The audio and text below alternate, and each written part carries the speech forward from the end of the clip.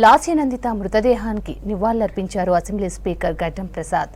లాస్య మృతి కుటుంబానికి, రాజకీయ శ్రేణులకు తీరని లోటన్నారు. ఆమె లేని లోటు అసెంబ్లీలో కనిపించనుందన్నారు.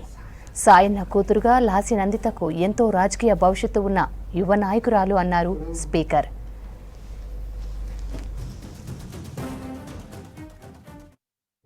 నందిత సాయన్న ఈరోజు ఉదయం చనిపోవడం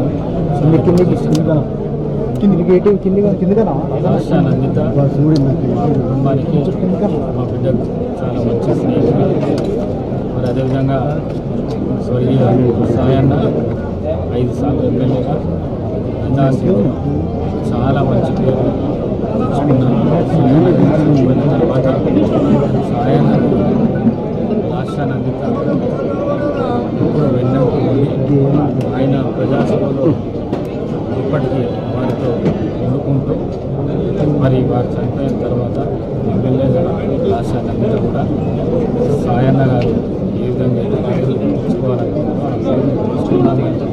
ఆలోచన ఉన్న సందర్భంలో ఈ విధంగా భగవంతుడు ఆమెను అకస్మాత్తుగా తీసుకుపోవడం మీదని మరి అదేవిధంగా అసెంబ్లీకి కూడా ఒక ఓటుగా నేను భావిస్తున్నాను.